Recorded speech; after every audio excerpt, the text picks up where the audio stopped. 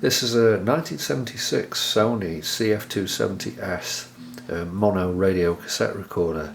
Seems to come from an era when these mono decks were quite kind of sizable, quite a force to be reckoned with. This has got a 6-inch speaker and a 2-inch tweeter, and all the sort of bells and whistles of its era, like the battery meter, a sleep mode on the tape deck. Quite a solid tape deck. Even the motor on these has got a servo circuit on there. Yeah, pretty well featured, pretty stout unit, quite heavy. And this was picked up by a friend at an auction. I have seen these before. Always thought they were kind of quirky and cool. Kind of looks a bit ahead of its time. And I don't know if this has any specific faults or anything, but it's pretty scruffy. Unfortunately, the tape counter's been smashed at the front, but there might be something I might be able to do with that, I'll see. But generally it just wants a pretty good wash, and then we'll see if we can kind of resurrect it. I've got a full colour service manual scan of this. It's a really good quality scan, so I've been able to have a look through that and check what I might need to check or might need to do. I've also found a site from Peter Viz as well. I'll put in the description, where he's already gone through one of these and shown most of the insides and shown how the chassis comes out of the casing and everything, so that's a pretty good start. So I think I'm going to get straight into taking this to bits, see what a mess it is inside. I've spotted already we've got some wildlife inside the tape deck, so we're going to get all the dead spiders and whatnot out, take all the casing off, give it a good bath, and then see what we've got left to do.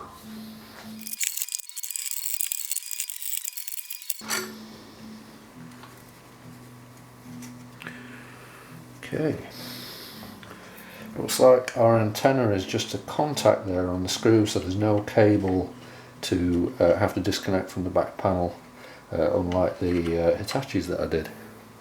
You can hopefully see from the size of the magnet on the speaker in this. I think it's a 3-watt audio output power, but we've got a 5-watt capable speaker there with quite a sizable magnet. And there's a little tweeter down there. Doesn't actually look too bad. It's mucky inside, but with a couple of fuses there, I will check. But they look to be okay. Ferrite rod antenna looks to be okay. I think it's probably just mucky. So the next thing I'm going to do is take all the knobs off and get them straight in the ultrasonic cleaner, because they're disgusting.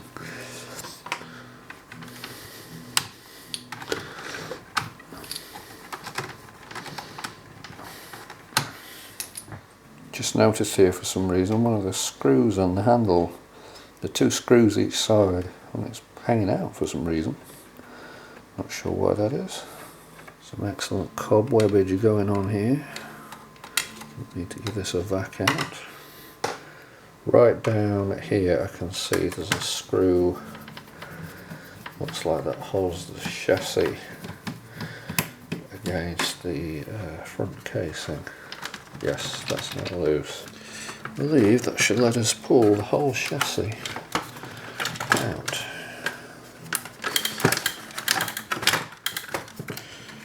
That's good. Aha. Okay. So that's the inside of the case. Well, that bit's pretty straightforward. We can give that a wash. And that is our chassis. Again, just kind of mucky really, but all looks to be complete. So this at the bottom is the servo board. We get feedback apparently on the purple wires there from the motor RPM, and then we've got 3 wires that drive the actual motor. That must be ground. That one must also be grounded, so if that's just a ground for the cable.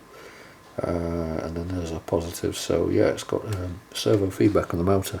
Now yeah, unfortunately this, what has happened there? This tape counter is, well, that's kind of weird. I wanted to say it looked like it had been smashed, but it kind of looks like it's disintegrated. That's kind of weird. That's very odd. I think that can be separated from the rest, so it's definitely had some sort of knock because all the front of this is all smashed off the button. But yeah, this just looks weird. Let's see if we can get a close-up of that. Isn't that kind of weird?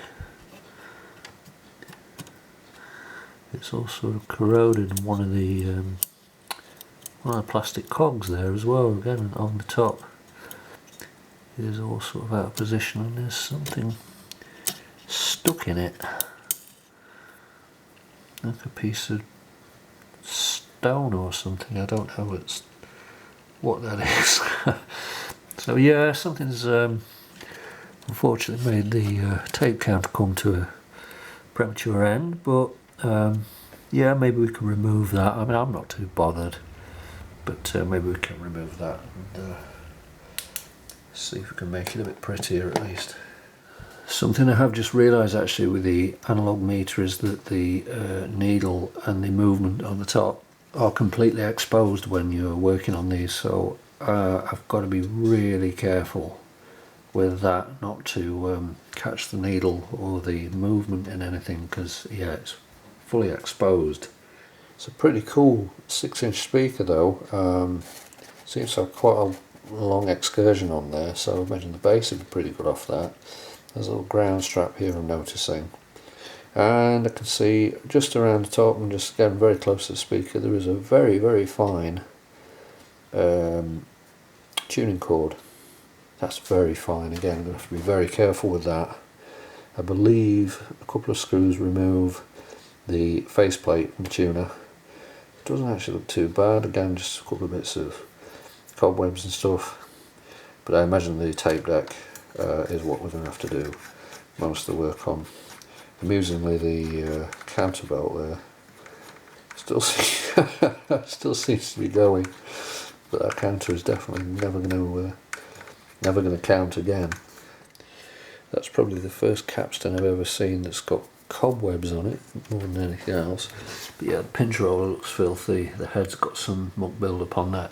The only unusual thing with these, I was surprised it's a bit of a shortcoming, is the erase head is a permanent magnet erase for everything that's going on in this, especially Sony head, the motor servo and everything. They didn't do AC arrays. A little bit surprised at that, but we've got what we've got. Just a little look on top, we've got some shielded card, and underneath just standard pots, so they should be simple enough to clean up. And we've got a couple of really nice quality switches again. So we've got actually a little screw there, so we should be able to remove this bit of card and get to all of that for cleaning. This is kind of a cool feature. I believe if we remove these 4 screws, actually maybe not 4, maybe only 3, that one, and that one, these little plastic bits here are actually hinges, and the entire board should hinge up. Let's try that.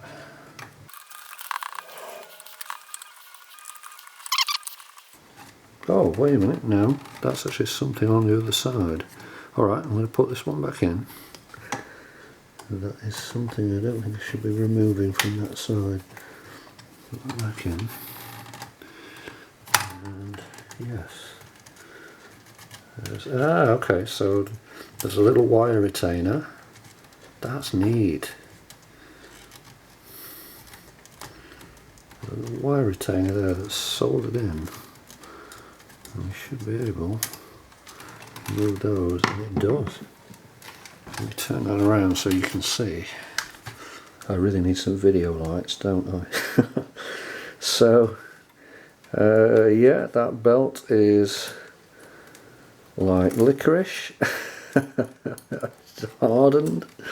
But that's good because I don't see anything turning to goo. More cobwebs. We can see the counter belt down there. That did appear to work, but the counter's coming out anyway.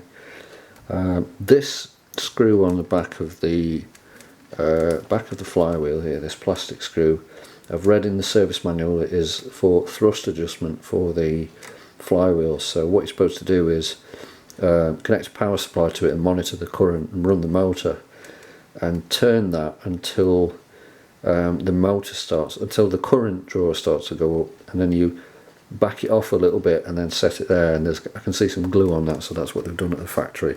Now I can see a screw down the side of that which should hopefully remove that bracket over the flywheel, which will allow us to get to that belt, and then I'll see if I can size up something that will be suitable.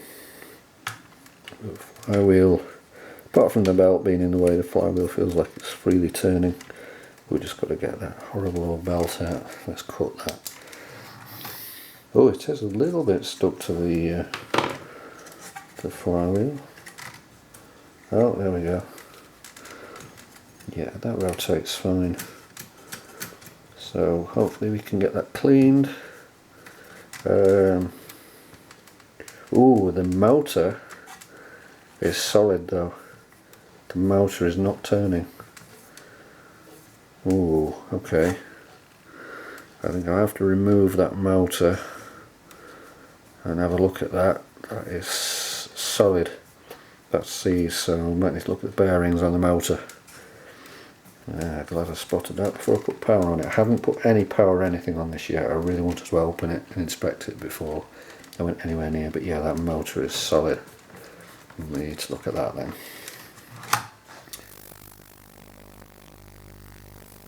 Just something to note while the ultrasonic cleaner is doing the do. This top corner screw is shorter than the rest. All the other screws are really long, and this outer case screw is actually much shorter. It's the next day. It's nice to have a bit of daylight back. This had a really good bath last night, and I did start to disassemble a couple of the sort of decorative features like the grille at the front. There is quite a bit of discoloration in the paintwork and plastic. Part of that is down to a battery leak that it's evidently had. I think, judging by the way this might have been stored, there's trails on the other side. I've still got to clean up a bit more of where some battery gunk has kind of dribbled this way, and if you look, it goes right over where the counter would have been. So I think, yes, that button's definitely been physically knocked at some point, but I think a big part of the reason for the damage and corrosion on the counter was that the battery gunk has leaked into it and eaten it. It looks as if around, if I can get this out of the glare, around here, which the camera's kind of making it stick out a bit more if anything, but around here I think there's been a sticker at some point. So I think, yeah, some of the discoloration is just down to kind of general age and some of the battery leak damage and corrosion, but I think some of it's probably down to ultraviolet from the sun. You can see the natural colour under where that trim was, which is a kind of almost slightly sort of browny silver really. It's not like a cold silver like the kind of later 80s stuff was. There is a slightly warmer kind of colour mixed into it anyway, so it's not turned a colour it would have never have been, if that makes sense. But yeah, it's not going to win any beauty awards because it does have a patina, let's say. That's not my aim anyway. My aim is to just make it, as always, as good as it can be.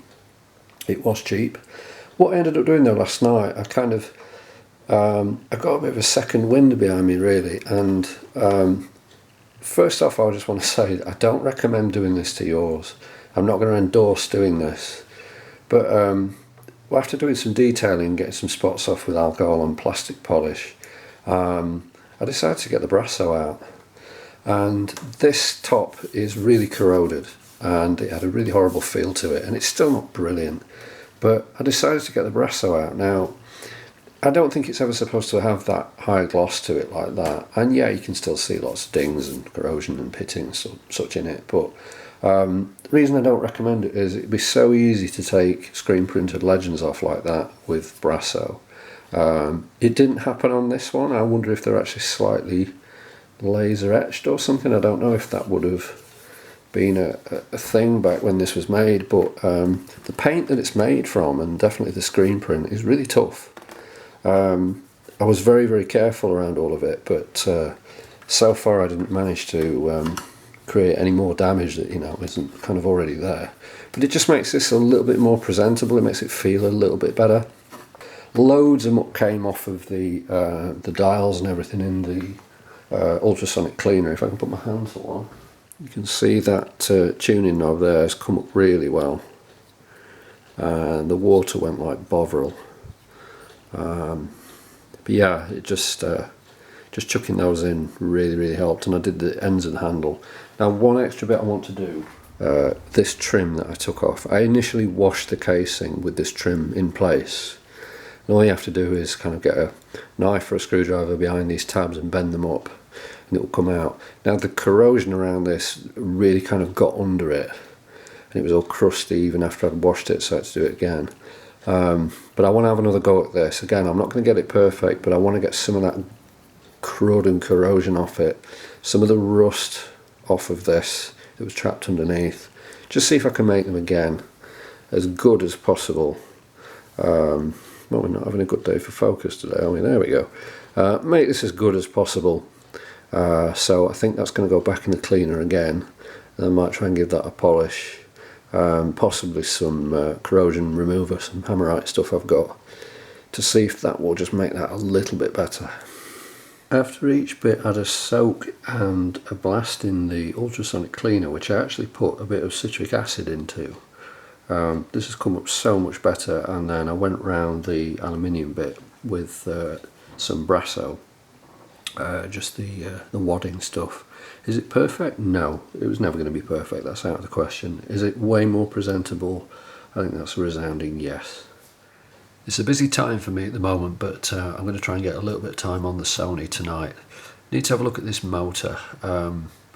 There are 3 main wires coming off the top here, just out of shot. There are 2 purple wires. If I have to desolder this, I don't think it's going to be the end of the world. You can see that the red wire's at the top, then the yellow wire, and then the ground wire nearest to the screw. 2 purple wires, again just out of shot there. Being that they're both the same, they probably come off either end of a winding, so they may be identical. But in the event that I have to desolder this, I will mark one of them so they go around exactly the same way. I think before I unscrew it, actually, it looks like the back cover is pressure fit just by these bent tabs here. So I think I'm going to unbend these tabs and just see if this back cover will come off first, to let me have a look inside the motor, just to see if there's any corrosion or anything in there. Let's see if we can do something with that.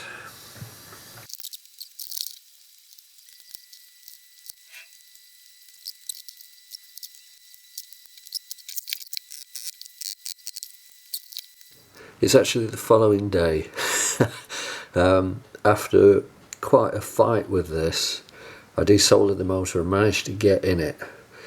I think we've basically got the actual motor case inside, and I think this actual outer casing is a Mu Metal shield for shielding the magnetic waves, basically, magnetic field, which is why it's quite a thick, lightly steel casing. These little tabs, I tried everything. I haven't got a Dremel or anything, but I tried all my hand tools, expecting that I could bend with these tabs back with either, you know, snips or a little chisel or something. They just do not move. I ended up taking a little grinding wheel. I say I haven't got a Dremel. I did used to have a knockoff one, but it was terrible and it died, but I've still got all the bits for it. I put a little grinding wheel in just my normal Bosch battery drill, just ran it at the maximum speed, and I ground off one of the tabs, and I managed to get it to just be enough really to be able to pop a screwdriver in there and just get the lid off. I did speak to a couple of people online about trying to do these, and they said it's near enough impossible. It almost looked like these were welded. I think there was just a little bit of corrosion underneath them that I just could not get in there. But yeah, it almost looks like there's a motor within a motor. Looks like there's some more pressed tabs there that should bend out, and hopefully we can get into this and see if we can do anything with it. And I've found another one of these 1001A, what is it, DNF 1001A I found another one on eBay. The guy wants 44 quid for it. It was used in a Sony turntable as well. There's also a B and a D variant I found. I don't know what the difference is. Maybe speed, maybe direction, I don't know. But if we can sort this one out, hopefully we can make it right again. And there is our main motor body. So that is just, yeah, it's a moo metal shield. It's not the actual body of the motor at all. So that's good news. Let's see then what we can do about getting in this motor. Just going to try bending the tabs back.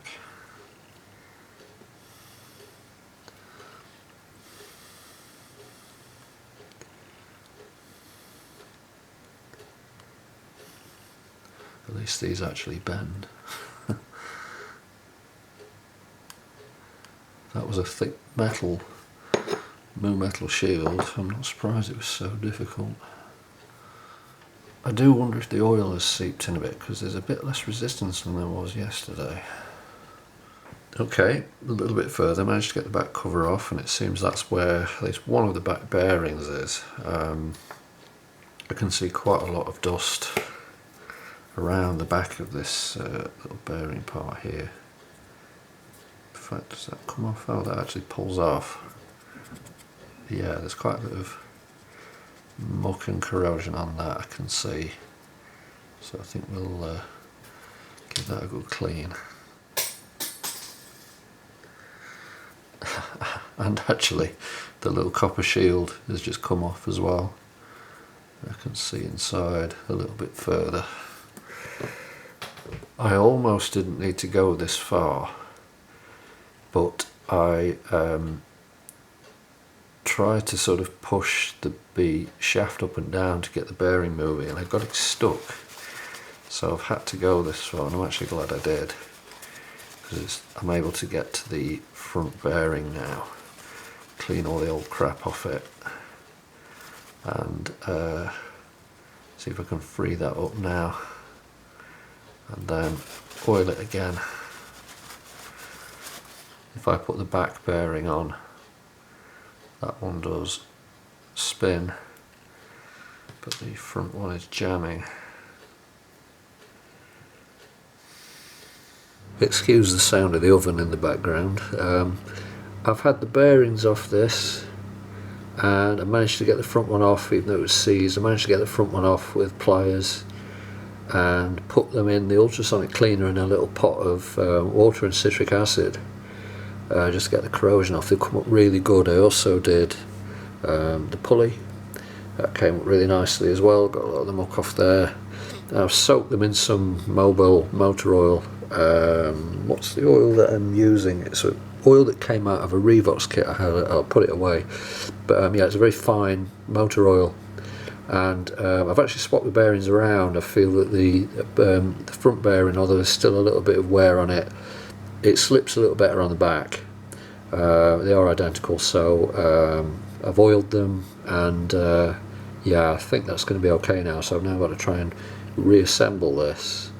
I've actually got to take the front bearing off, put it into the housing, and then assemble it, and then push the shaft through the bearing when it's assembled. Then line it all up, make sure these contact pins are clean, put the back bearing on, and try and reassemble it all in the right order. So let's see if we can do that. Got the majority of this back together, and it's much better. Took quite a bit of lubrication. I had to use a bit of lithium grease on the back bearing as well. I think that's now the bearing that's the most worn, despite being cleaned, and I've had to play with this quite a lot to start to get the lubrication to work through. But as long as the commutator is okay in it, so I still don't know if this is actually going to work. It stands a much better chance of actually running, so we'll just keep going with it. It's a hell of a lot better than it was. This is a bit of a balance to keep the wires out of the way, but I've looked at the circuit diagram, and I've looked at the legends on a little board on the back of the motor and realised that I can just hook DC to it and it does power on, it does work, kind of. The current will start to climb, it does start to stall.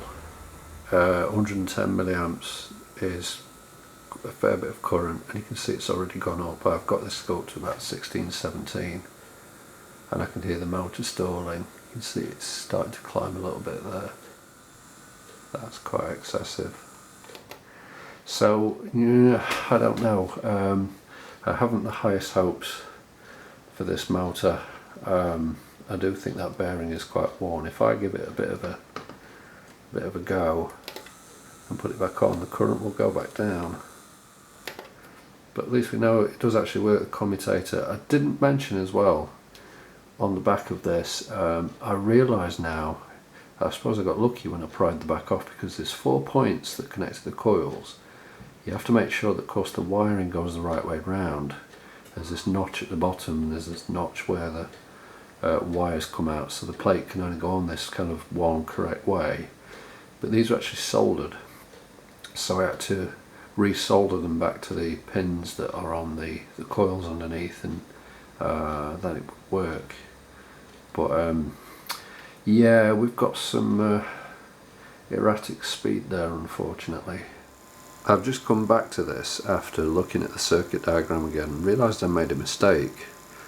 The return wire from the coil on the motor isn't at 0 volts, it's at 4.8 volts, which means across the motor there's only 7.1 volts. So I've set the power supply to 7.1 volts and I've run this a couple of times for about 20 minutes a time, and it's actually fairly consistent between 80 and 90 milliamps, and the motor seems fairly consistent as well, so it might be alright. I think I'm going to continue putting it back together and just see how it is, because it does seem fairly consistent. I think at 12 volts I was just running the hind legs off it. It's never supposed to see that in normal service, so yeah, I think we're going to call it on this one, get it back together and continue with the rest of the machine. Last night I took the motor casing, the metal shielding and the back plate and put them in a solution of citric acid and put them in the ultrasonic cleaner again to get all that horrible corrosion off. Some of the cadmium coating on this is a little bit worn away anyway, but just word of warning, don't ever be tempted to sand one of these sort of iridescent goldy coloured finishes on metals. It contains cadmium and it can be poisonous if inhaled, so you have to be careful about how you handle this stuff now. Yeah, it was pretty corroded and greasy and horrible, and the ultrasonic cleaner just took care of that, so it's just much better now. The current draw has gone up again since I put the thing back together. It's because the pressure that these back plates place against the back bearing unfortunately makes the current go up, and I think again that's just because there is a bit of bearing wear. I think it's the best I'm going to get it. You can see the plate isn't as pushed on as it was, and I might have to put a little bit of glue on this just to kind of hold it where it is, so that it doesn't come off. But I think there's as much play in that as I can get it, and I'm averaging about 110 milliamps, and it seems fairly consistent, so I think the next thing I want to do really is get it back in circuit and see how it performs from the servo, which brings us to our next point. This servo board, I mean, you can see just from the state of this screw here, was closest to what appeared to be a battery leak on the bottom. So I want to take this servo board off and look at the state of the components. There's not too much on it, but luckily we've only got I think that grey wire will be 12 volts, so B plus, and the black wire will be ground. So if I can undo this servo board, including this horribly corroded screw, maybe, yes, just about. We'll look at the state of the other side of it. There's 4 capacitors on it that might be in pretty rough shape. There's a pot here for the speed adjustment, and that might want replacing depending on its condition. But yeah, luckily there's not too much to it, so I can desolder the wires. And it's handy that it is on this separate little board. Screws can be cleaned. Let's see what we've got. Yeah, you see that capacitor. Doesn't look too bad on the bottom. It doesn't look too bad overall at all, actually. I was expecting worse. Now we've got a thermal fuse here, actually. Again, saw that on the diagram, and actually marks out the colours on the back of the board. Just to note that, yeah, you can see where the black wire goes onto the ground plane, because that is the bottom there. One side of the feedback winding goes to ground, and the middle pad there, they call it black, but yeah, it doesn't actually have a shield on the motor wire. It's just ground wire. So red, yellow, black, and the top of that is ground, so that makes sense. So yeah, just for safety's sake, let's get some flux on this to remove it from there.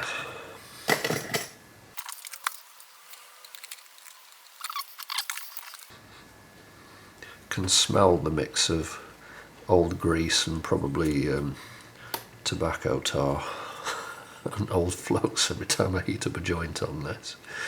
So yeah, it's a bit mucky.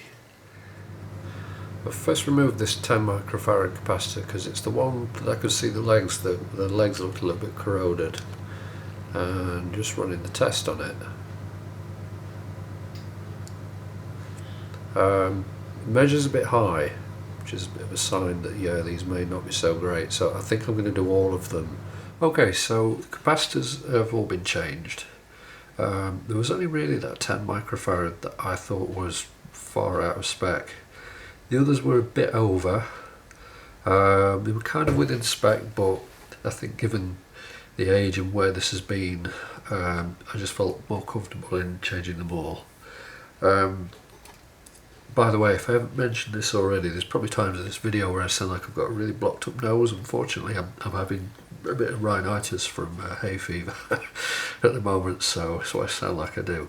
Anyway, I tacked the motor back onto this just to test it and pop some little leads on here just to hook up the power supply. I gave it a test at low voltage, and the current limiter absolutely slammed the brakes on, because there's a dead short across this. Now, I've gone over the diagram a couple of times and looked at what the likely culprit is, and I think it's this diode, D301. This diode sits between the B plus and the collector of this power transistor here, which actually turns on the motor, and I've got a dead short both ways. It's the only thing that sits between those, and I've got a dead short between the yellow and the orange wire, yellow and red wire, sorry. The red wire of the motor is desoldered for the moment, just to check that it wasn't that, but there we go. See, we've got a dead short there, both ways. So I'm going to desolder one leg of that diode. Oh, it's still there. Interesting, it's not the diode. I don't know how well you can see it on camera there, perhaps you can, but where my finger is, I've been pulling components and single legs of things and all sorts. I've just got the acetone out, just cleared some of the flux mess away. There's the tiniest whisker of solder between those two pads. That's what's causing the bloody short. That island in the middle, that track, I've pulled nearly everything out of it. There's no way it could make continuity to the positive side. It's a little piece of wire. That's what it is a little piece of wire. Alright, so the good news is I've actually got this running the motor. That is working. The bad news is the feedback winding circuit is not working. Whatever input voltage I put through it comes out to the motor exactly the same as connecting the motor directly. If I tweak the speed pot, it's making absolutely no difference to the motor speed at all. So that might mean that the coil for the feedback might be open. So one side will be down to ground, should be that side, so I should see something there, I'm sure. My meter's showing nothing. It's picking up an impedance. Let me just knock one side off.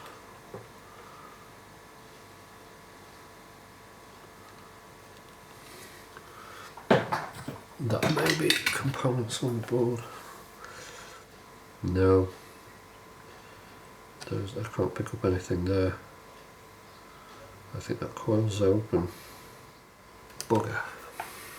How about that for a shot? Do you see that tiny break in the coil that I've attempted to solder together? It's unfortunately not the only break in this coil. Since soldering that together, and that wire's about as thin as hair, I managed to get continuity to one of the pins of about 200 ohms, but the other pin is still open, so the coil across the coil is still open. It's probably been done from me bashing it with a screwdriver when I was opening the motor. Obviously I didn't know what was in this motor until I was able to get in it. I was trying to be careful, but oh well. In fairness, I always doubted if this motor was really going to be any good, because that bearing, I think trying to get the pressure back on the casing to close it up is going to cause the current to run away just as it was anyway, and I think if I try to put it on loosely it's just going to fall out again. So ultimately I've had to go with that one on eBay. I made an offer, and he counter offered. I got it for £30. There's some stuff that's coming with it that I don't need, like mounting brackets, because it's out of a record player, but it is the same motor. It's a little frustrating because he says it's from a storage and it looks in good condition, but it doesn't say it's tested. So I hope when it turns up it's okay. We'll do a motor swap, keep this other motor for parts, spare parts like bearings, etc. But yeah, unfortunately with an open feedback winding you have no speed control, so it's useless as a tape recorder motor. And like I said, I think the pressure on the bearings and the wear on the bearings is going to cause an issue anyway. So get this other motor, I'm going to try that. In the meantime, I think I'm going to do more cleaning on the machine. I think I'm going to pull the flywheel and try and get the buttons off because they're disgusting. But get the flywheel out, give that a clean, because there's some gunk and corrosion on that from the old belt and just from general corrosion. Need to get that spick and span. And get that back in, and then just sort of keep working through it really. Back to the Sony again, and I'm struggling to get free time at the moment really to work on this too much, and by the time I've usually got some time it's usually night time, you know, the daylight's gone. Like I said earlier, it'd be lovely, despite having my bench light, if I had some video lights. Oh, hey, look at that, I've got some video lights. So I managed to get a new motor, and good signs with this already, just having a sort of quick mess around with it. I haven't tried any power to it yet. As I mentioned earlier, this, although it's identical motor, the DNF 1001A, obviously in much cleaner condition than mine was, it does have a pulley and a mounting bracket and a load of electronic gubbins that set up this motor to be used in the turntable. Luckily this pulley, just like the pulley on the cassette version, has got a tiny little set screw, so we'll be able to remove the bracket, the pulley, get rid of the board that we don't want, and swap this motor straight in place of the one that was in the tape machine. On my initial check, just spinning this, it has a bit of inertia as it keeps spinning before it stops, which is a really good sign, because I don't think the old one ever did. So what I'm going to do is do what I did before on the other one, mark which wire was the ground wire out of the feedback coil, desolder all the wires from this board. Going to put the same 7.1 volts across the motor coil on this and look at what the current draw is. I expect it to be lower. As I say, the condition looks great. The description was a little bit vague in that it just sort of said it's been stored for 25 years. It didn't say it was tested. It looked in good condition, but until I'd actually got it in my hands, you can understand that I wanted to know, does it work, does it feel alright? Because you could argue that the radio I'm fixing has been stored for 25 years just at the bottom of the ocean probably. So yeah, anyway, let's get on with that. Let's desolder what we need to desolder and see what happens when we power it up.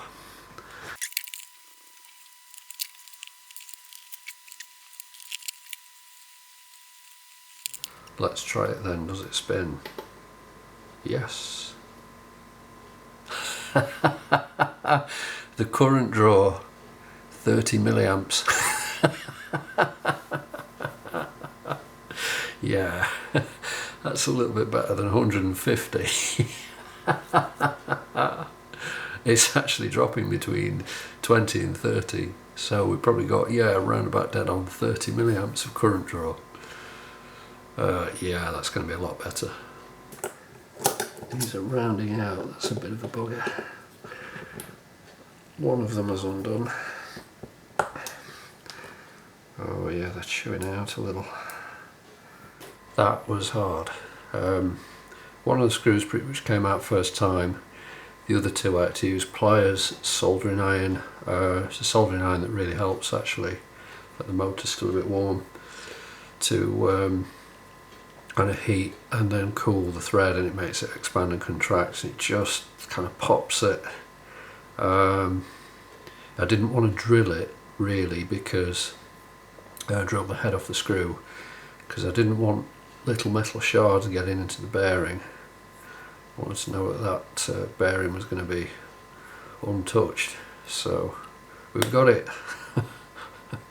We've got finally a hopefully fully functional 1001A motor.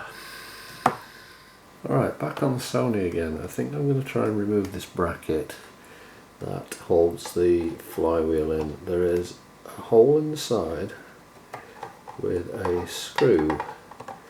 You can access through that hole.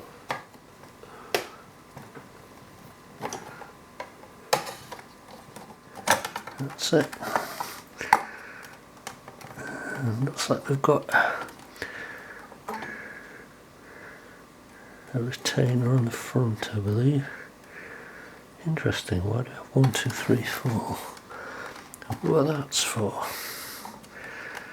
That's the flywheel removed. I wanted to remove it because you can see there's quite a lot of grime and corrosion right inside the groove that just cotton bud and usual suspects will not be enough to remove. So on the front of the flywheel there's just a very tiny little pressure fitted plastic washer basically. So if you pull the flywheel and just make sure that doesn't go flying away, it just slides straight out. I get this in the ultrasonic cleaner. I don't know if I caught this on the last shot, but something I've just noticed. There's 2 dead flies inside the flywheel hub. That's horrible. And that is how we do. Much better. I used a little bit of citric acid and then ran it through on clean water. There is a little bit of corrosion and pitting, but it's much better than it was, so I think we'll get the hub cleaned and then get that oiled and put back in. This will be the next job. I've cleaned one with some degreaser and a cotton bud, and this is the state of the rest. A little bit of corrosion again, but man, just the way that feels different. It's quite something. Alright, back on the Sony again. It's been a super busy month for me this month, so I'm only getting to this in spits and spots, but I'm going to spend today on this. I might even get it done. So I'm kind of back on cleaning for the moment, and I've got something to show you on the motor in just a second. I've just done all these switches the same as I'd done the first one, with just a degreaser and a cotton bud, and then a folded up paper towel in between the switches to try and get as much of that out as I can. And I also, against my initial judgment, decided to have a go at just the very edge of the tuning dial here, just to see if the paint and the backing on there would have any reaction to the cleaning process and the stuff I was using. And it's actually fine. I hope you can see, kind of up to about here, this section's been cleaned, and you can hopefully see in the green and the white how much muck there really was on it. I was prepared to leave it and just think it's probably a little bit faded, but I'm worried about taking the lettering off if I try and clean it. But you know, the kind of muck that was coming off that is pretty awful. So yeah, I think I'm going to keep going with that, and then I'm going to turn back to this motor. I want to show something there. Got some good news with the motor. I've soldered this back onto the servo board, and the speed control is working perfectly, so it means the coil in that is of course fine. I did have to do a little bit of cleaning on the pot. It's a tiny bit touchy, but it works. So when I've got the cleaning finished on this and I've removed the broken tape counter, then I'm going to put this motor and servo board back in. I'm going to solder the 12 volt supply from the radio back to the servo board. Then I think turn my attention after that to some of the components on the back PCB over the tape transport, where the amplifiers and everything are. This is quite interesting. I hope you can see this. I tried ordinary window cleaner spray just on a paper towel, hoping it would be, you know, a little more gentle, and it won't really cut the layer of sort of grease or tar that is on there, but the degreaser stuff that I thought would be too vicious for this is the only thing that will really cut through that. And if you can see the kind of sheen on that, it's because it's taking it back to the bare surface that should be there. But the window cleaner kind of leaves the kind of brown film behind, and it's interesting. When I washed the back case in ordinary washing up liquid or dish soap, I did it twice actually, and it would not cut through that layer.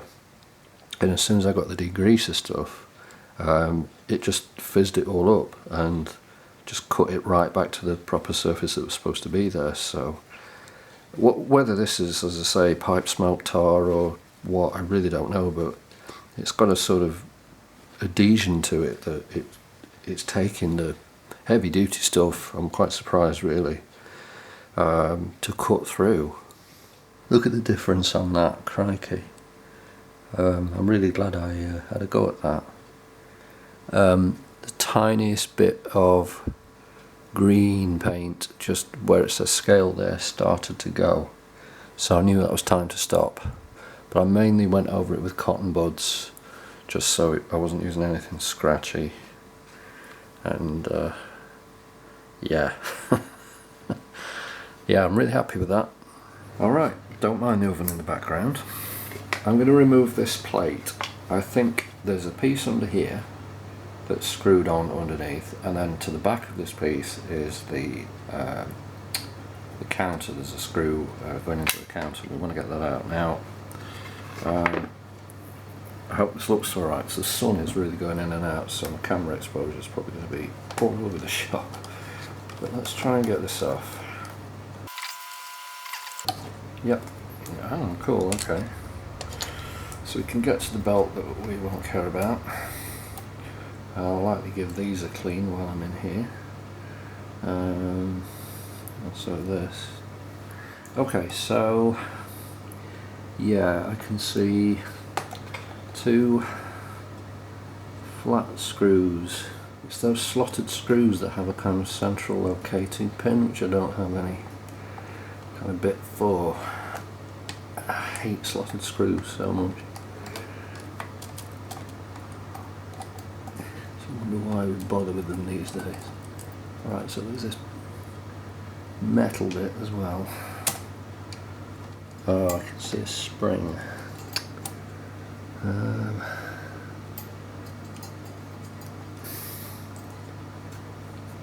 Is there any way? Ah, hang on. I could remove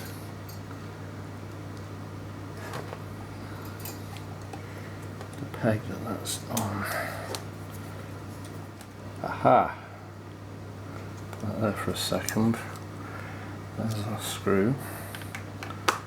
That's our grubby old counter removed. So now I will look that up, see if I can find a counter like that, but I find it unlikely. We're not going to need that belt. Now, we can get that back into there. Well, that side first. I should have got my video lights out, shouldn't I? The sun is all over the place today. That's looking a little bit cleaner, isn't it? Turns out everything that's yellow isn't really supposed to be yellow.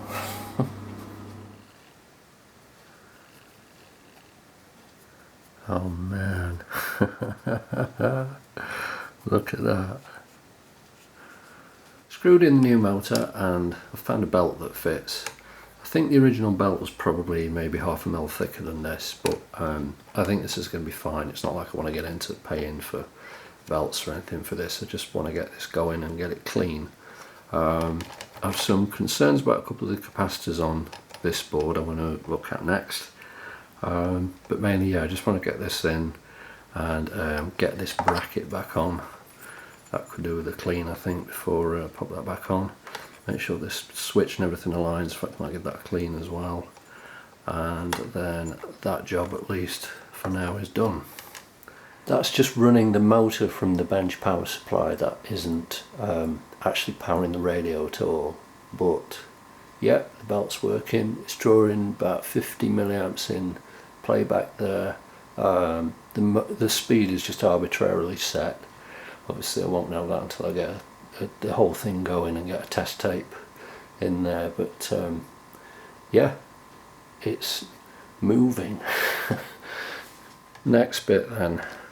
This 220 microfarad capacitor, I really don't like the look of it at all, whether it's from battery leakage or actual capacitor leakage. It's a funny shape, it looks corroded at the top, just does not inspire confidence. So that is the first one. I'm just going to desolder on the spot and test it.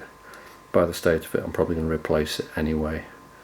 It's a bit tricky to know for certain, but see, the bottom of that looks all terrible now. This was glued in, but the shape of the can, it's like corrosion's got under the plastic wrap. The can kind of looks all lumpy. That could be leakage, it could be from glue. It's certainly a bit difficult to tell, but I'm going to put it in the component tester and see, because yeah, it just looks hideous. Taking a while. Holy cow, 17.65 microfarads, 17 ohms.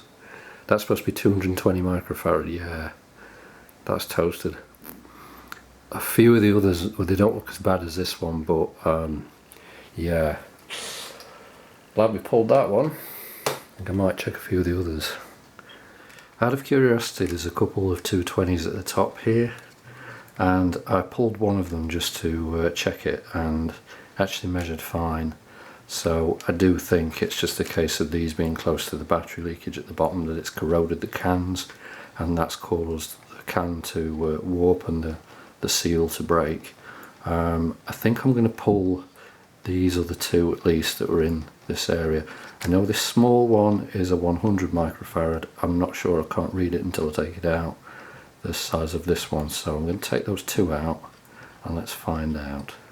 With another 220 here, that's what that other one was, but it's 10 volts. And again, taking a bit. Now that's measuring high, 303.4, which is a bit of a red flag as well. There's no leakage that I can see, but it does look a bit discoloured. Again, I think, yeah, I'm going to change that. So that just leaves the 100. So I can get the glue seal to break on this one. I'm actually wrenching and wrenching on it, and I've desoldered the wrong one, so it's probably knackered now anyway. There we go. I've probably just broken the seal on it. There it is. The 100 at 16 volts. Let's have a quick look.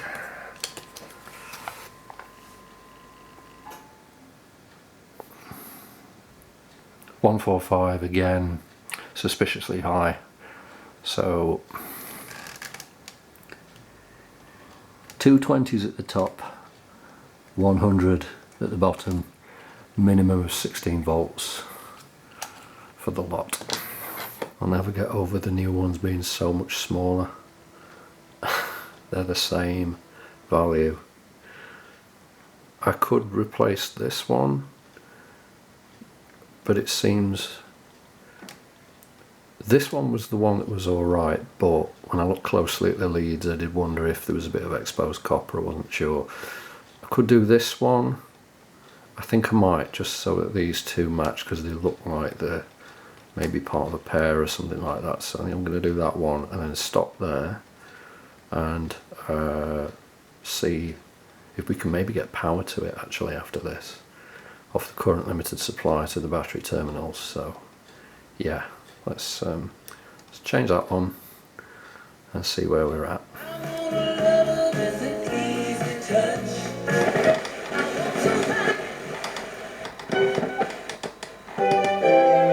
Got some good news. It's running. It's just off the bench power supply.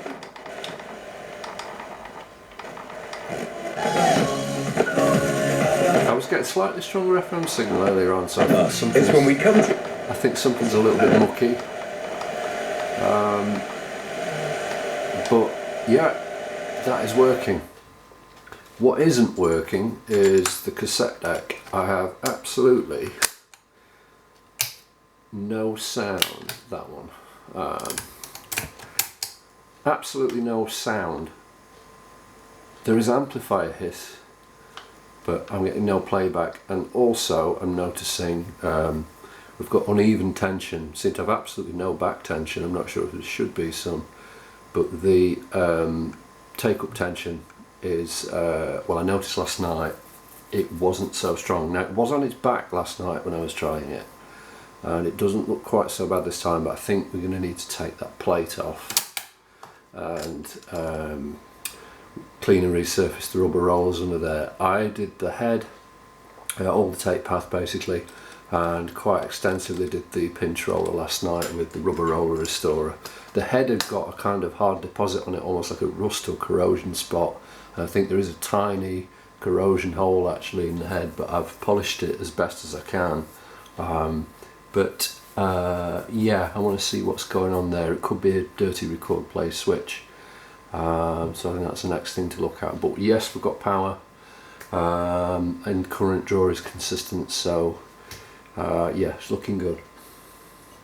Right, Sony catch up again. I spent 3 days in between the time that I got to try and work out what on earth was going on with this silent tape. I'll cut to the chase. That transistor there, Q202, no, sorry, that transistor Q202, reading the screen print from here, that's Q201, that's Q202, but the pair of them are important. They're the input transistors for the buffer amplifier for the tape head. When you switch it into record, that same amplifier circuit is used for the microphone preamp. Neither of them would work. I pulled all capacitors around that. There's quite a few that I changed and put them in the tester. I don't think I found anything that was wildly bad, but they were all kind of out of spec. They're all reading too high. So I thought, well, they're kind of tired. So I went round replacing a few of those to see if it would make any difference. And while I was in the middle of desoldering things, I think I desoldered a couple of the wrong legs. At one point I decided to check the voltages, compare them to the voltages marked on the service manual, which I should have done sooner. Found I've got no B+ voltage to these transistors at all, and then realised it was a joint that I'd accidentally unsoldered and not soldered back. But when I did that, when I cranked the volume right up, I could just about hear it. Now you might be thinking, well, why didn't you just put your scope on it? Well, tape head signals are incredibly low. They're in the microvolts, and you can't, especially on a digital scope, you can't really scope those out because they just get buried in the noise. You can't really see them. Also, if I got a fault like I got on the buffer circuit, then I think they were pretty much quenching out anything coming back from the head, which is why I couldn't measure any bias coming back in. I couldn't measure any signal, any difference when I paused it or played it or anything. On the scope it was just lost to noise. So I just ended up pulling the transistors and putting them in the tester, as I did a few of the parts, and here's the crux. They both test fine. They test perfectly alright. Little precautionary tale about these testers. They're brilliant, but if you've got one of these or the sort of colour screen ones or anything like that, I pulled both of the transistors in that circuit, replaced them with 1815s, some Philips ones I got. One of these worked, one of them didn't. When I replaced Q202 it came to life, but replacing both of them I think made a marginal improvement again. If I put either of these in the tester I get the same result for both of them. They both test fine, but one of them does not work in this circuit at least. So, bit of a precautionary warning. These testers, like anything else, are brilliant, but they're not foolproof, and if they end up costing you 3 days by telling you transistors are good when they're not, then what are you going to do? So let's put them in the tester and I'll show you what it's showing. Now I don't remember which is which, but you can see one of them there comes up, both functioning fine. Its gain's fairly high for an old transistor, general purpose. Compared to the 1815, the gain is about half of that, so that might have been a bit of a red flag. Let's try the other. There's the other, again much the same. The 1815 was the same pin out, so that was easy to swap it. They're both sort of a general purpose transistor. These are, can't remember the model numbers of these, they're different to what it says in the service manual. They are 2SC1362s, which are a Sony transistor, so yet again more Sony parts in the Sony thing. Nobody tell them I've swapped them for Philips. Now it's not the end of the tale, because despite getting this all running and cleaning all the tape path and head and everything and demagnetizing it and whatnot and trying a very rough speed and alignment check, it sounds kind of dull. It almost sounds like the head alignment's off, even though it's not. The best I can get it, compared to the radio, definitely, it sounds like a lot of the top is kind of missing. And the head isn't particularly worn, I don't think. I think it may be, again, a corrosion issue. Could be that the head gap's corroded, I'm not sure. There was a spot of corrosion on the head that I had to polish off, I might have mentioned earlier, and it's left a bit of a... It wasn't right over the gap or anything, it wasn't actually over the pickup part at all, but yeah, I wonder if this head's succumbed to corrosion a bit, and frustratingly I found a spare mono head which I think is off a 70s Hitachi machine I had once, and it doesn't fit because the standard spacing, the 20mm spacing, is fine, but the head I've got is actually taller, so, or it's mounted lower down on the bracket.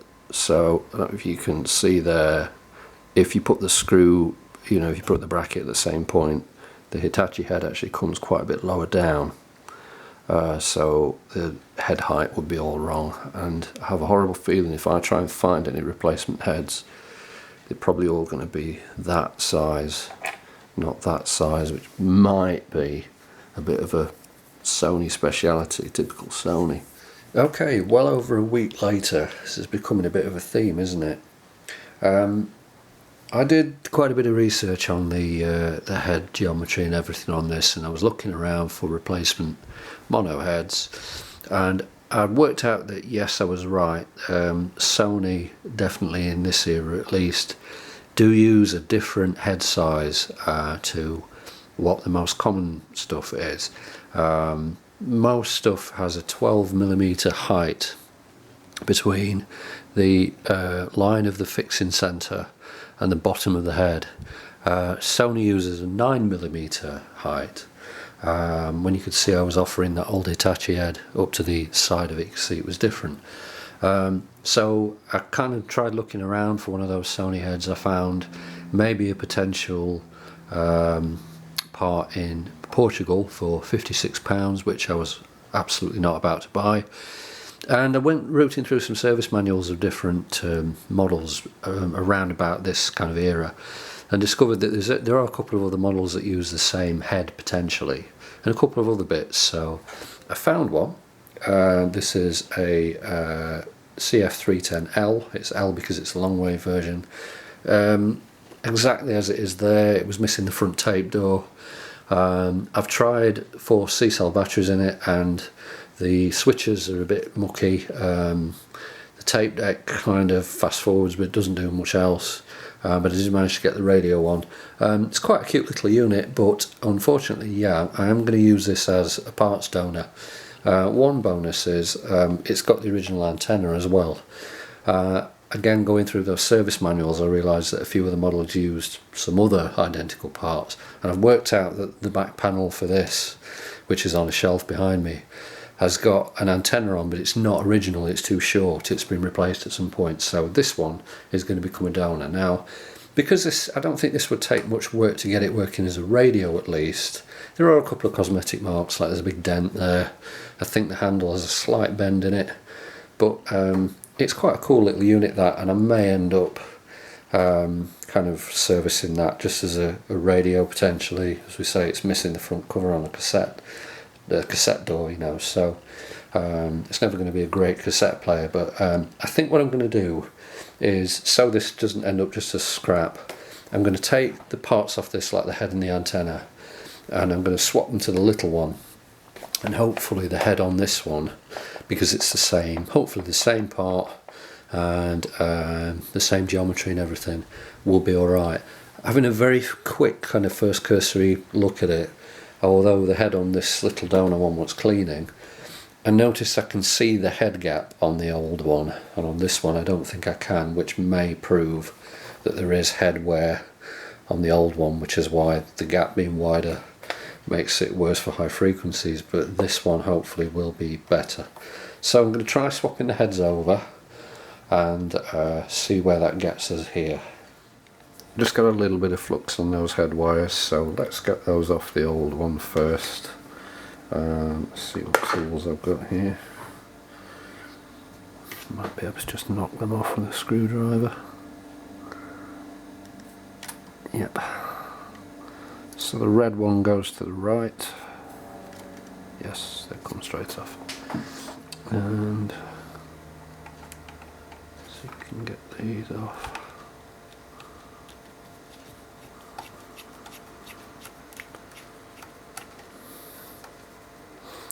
I have to be careful here because the spring will be behind it for the alignment. Ooh, there's actually an entire assembly there. Interesting, okay. I was hoping I might be able to remove this plastic assembly for cleaning. I think I can't do that without removing the pinch roller, I think. It's not critical. At least I know it goes up there. The bit that contacts the tape's the only bit that I need to clean really, so it's not super important. Old one on the left, new one on the right. Definitely a destructive process to get that out, because I had to drill a screw because it was stripping out straight away. The soldering iron wasn't touching it either. I don't think there's any chance of me putting that with the radio back together, to be honest, and looking at it, it's full of old capacitors that I'm not going to bother.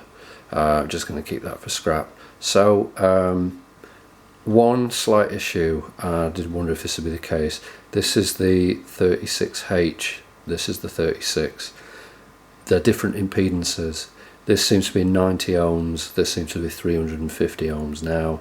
Might be able to correct it by a series resistor. I think there's already a series resistor in the circuit. Might be able to tweak that value. I'm going to try it anyway. There is wear on this head, definitely.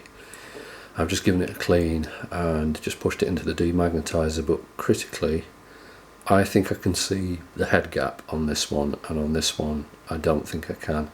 So I'm going to try it anyway and see if it makes any difference.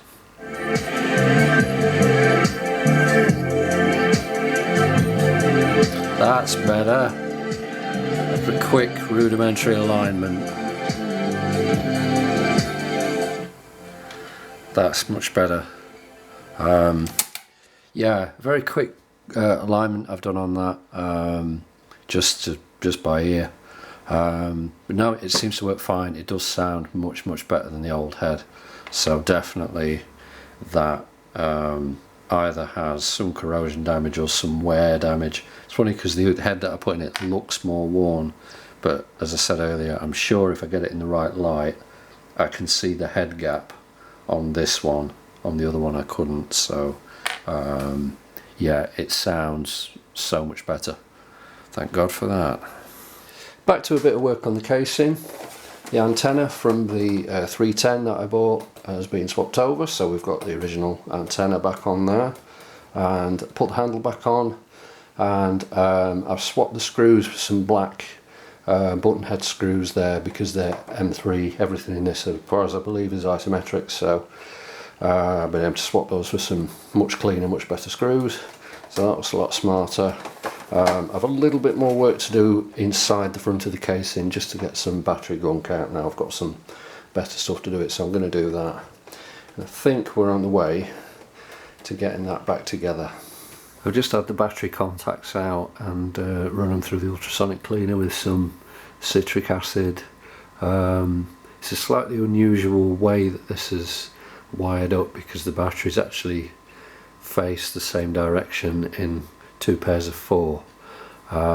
So the two contacts at the other end, which are marked red and black, one of them is actually just a pass through to the other, so it's a little bit weird. I don't see myself ever really using this on D-cell batteries, but it might be a possibility. I might do some sort of conversion for rechargeables, 18650s or something. I don't know, but it's at least nice to get it clean. Just a quick shot of the other end. If you can just see there, they were really kind of green and lumpy and crusty and horrible. So took those out again, did the same thing, and resoldered everything. They're much better now.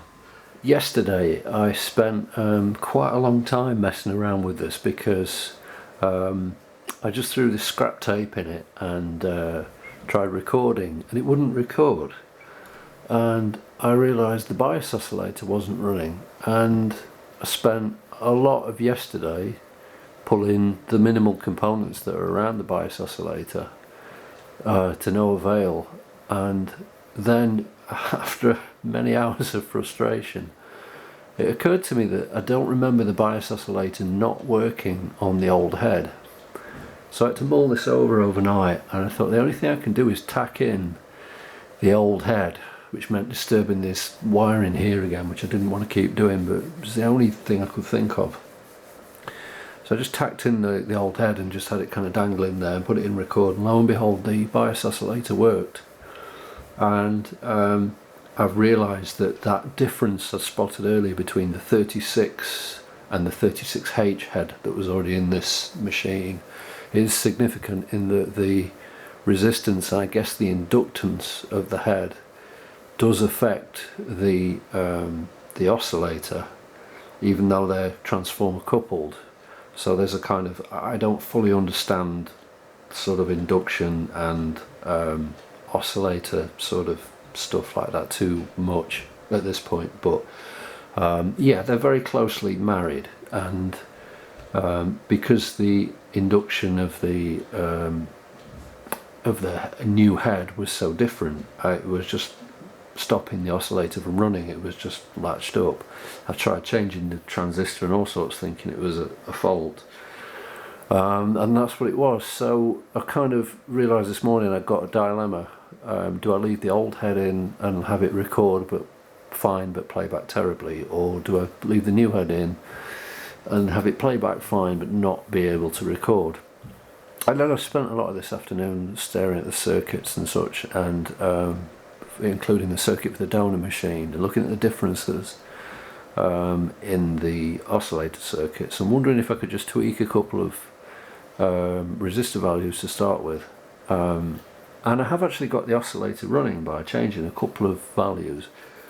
Just looking at the circuit diagram, I'm going to pull this up on screen. R271 and R269 are both 150 ohm resistors, and comparing that to the way the transistor is in the 310 model that I took the head from, one of the main differences I noticed was that coming from the emitter, there's a 150 ohm resistor to ground on the 270, and there's also 150 in series with the coil, whereas looking on the 310 model, there is no, well, there's a 1 ohm resistor in effect from the emitter to ground, and that's the only one. There's a 33k at the other side, which I think is kind of in place of that 15k, but there's much more current flowing through that through that transistor, sorry, on the 310 model with the lower impedance head than there is on the 270 model with the higher impedance head. So those two 150s, I took them out and I tacked in a couple of 10 ohm resistors, and I got it running with one slight problem. I'll put you on the scope and show you. Yes, so I have an oscillator running. Slight issue, look at that frequency. At the bottom there, 769 kilohertz. The oscillator on this should be running around about 40 kilohertz. That's what I've measured on the machine with the old head in place. Even though it doesn't actually mention the frequency in the service manual. Yeah, it's way off frequency. So although it's running and it kind of is making its way across the transformer, the head isn't going to see that. The head really needs that 50 kilohertz, 40 to 50 kilohertz kind of point really to work properly. So yeah, I'm glad I've got it running after, believe it or not, 2 days of messing with this, but I've got to work on this some more to get that frequency into a usable range, and then this just might play and record successfully with the new head on. Alright, excuse the glare on the screen, but have a look at that. 39.06 kilohertz. It's not the prettiest looking wave in the world, but I feel a little bit silly now. Do you know what I did? I kind of looked back at the circuit again. I've been over this loads, and I realised I've got to slow down what was going around that coil. So I thought, well, I'm going to try and increase resistor R271. Probe is slipping on the join there, and I thought, well, what happens if I leave the 10 ohm resistor in the other one and then put the original 150 ohm resistor back in R271? What does it get us? And it gets us 39 kilohertz. Now I'm wondering if I can get that wave a little bit cleaner just by probably putting a slightly higher value resistor than 10 ohms. I think I actually used a 9.1 into that other spot, but it's not bad. I'm going to try recording and just see if it works. This is a test of a rubbish tape, but despite the rubbishness, this just might work. Yes! I swapped it for a 24K, which did clean the signal up a little bit, and managed to tweak the little transformer. And look at that, 40 kilohertz, bang on. Brilliant. Okay, it's starting to take shape. I've got it back together, and getting it back together wasn't without trial and tribulation. There's one little thing I want to point out that I tried looking all over service manual, online pictures, videos, to try and figure out. It was a piece that had fallen off, and it took me ages to try and get a clear shot. So I want to address that for anyone else who's got the same issue. Inside the tape deck, on this side, the eject mechanism's got a little black pall over it, and it came off at some point. Having reviewed the earlier footage of the video, there's a whole section where that was missing, and I realised, I thought initially it was a part of the broken counter, and I've thrown it in the scrap bin. Now it's a good job I didn't throw all that out, because as soon as I reviewed the footage and realised the bit that was missing and knew that it was in that bin, I rushed straight back downstairs to retrieve it, tried putting it back on and put it on upside down. Ended up taking the tape drawer off the front, breaking a piece off the tape drawer which I had to super glue. It was just all a big faff. So I want to show you that piece inside. Just got the torch on that there. Can you see that little black hook? It's part of the eject mechanism. Couldn't find a clear shot of that anywhere to figure out which direction it goes, because it just pushes onto a little metal tab. The little hook should point upwards. On the outside edge of this side of the tape carriage here, there's a little peg moulded in, and that little peg pushes over the chamfer of that, and then it latches behind that little hook, and when you press the eject lever, the hook drops and the spring inside the tape, underneath the tape drawer, pushes it forward. So yeah, it was that little piece that had come off, and I couldn't find for ages a clear shot of how it goes. So if yours does fall off, because I've seen photos of them, machines with it missing at the same time, if yours is missing, yes, the hook should point upwards and it should just push straight on like that. So one of the last things to address is this ugly great hole in the front where the counter would have been. Now I did find a counter assembly, I found one finally in the UK. The same counter but a different button. The counter button was on the other side. Now the button is reversible, but it was a little round button, may have not been in exactly the same position, and also it was like 25 quid for a tape counter for an old tape recorder, you know. So it's convenient that it's in this little sort of indentation here. What we're going to do is put a piece of trim over it. That is a piece of trim that's cut from a DVD case, and I trimmed it on a kind of industrial guillotine that I've got here, a big HSM guillotine that I got for a bargain on eBay a few years back. And I've trimmed that exactly. I did actually try an earlier experiment on this with a piece of heat shrink tubing that I cut down, but I couldn't get it flat enough, because obviously a piece of plastic's quite flat and firm, and the heat shrink tubing had a bit of a wave in it and just didn't, it looked alright but it didn't look great. My take two was to try a piece of DVD trim, and this should hopefully roughly match this black trim. It's a shame it hasn't got that pattern in it, but unless I had a 3D printer or something, you know, I'm never going to match that. But from a distance I think that's going to look way smarter. This discoloration on the door, I mean, I'll have to see the final edit. It feels like the camera's picking up way more than my eye is. Again, as I've said multiple times, it is what it is, but it's just looking so much cleaner, feels so much better to handle. The tuning and everything on it feels so much better because I've gone around and oiled some of that.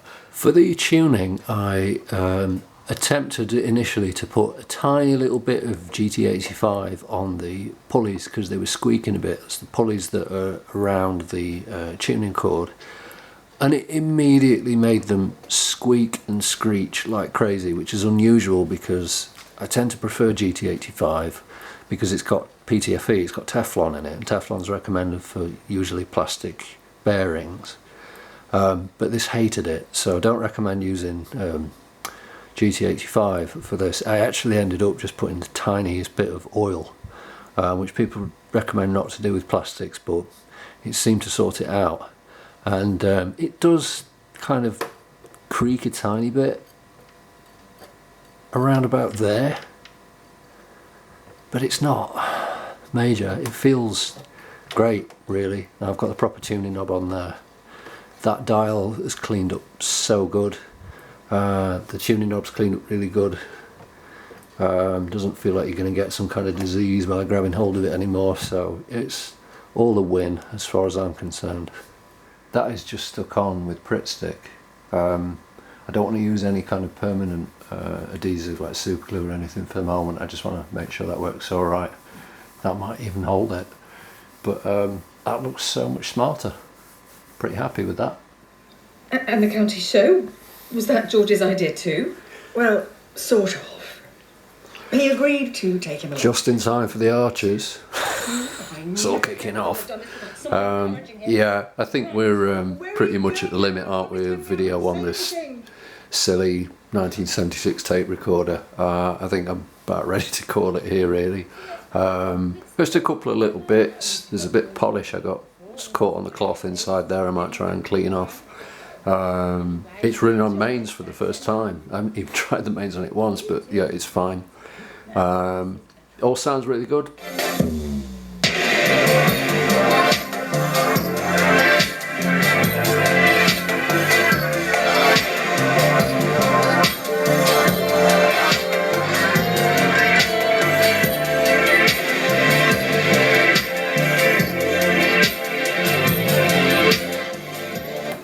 Quite fancy Sicily. Oh, stop. You're making me jealous.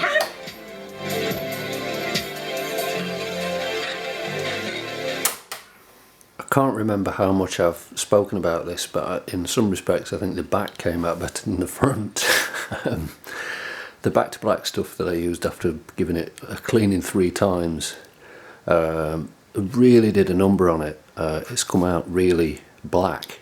The contrast against the case looks really good, the plastic looks really good. To say that's a 40-odd-year-old piece of plastic, you know, that's done pretty well. I think I did the handle as well. The handle mainly came out well from the cleaning and the new screws, but yeah, the back panel looks great.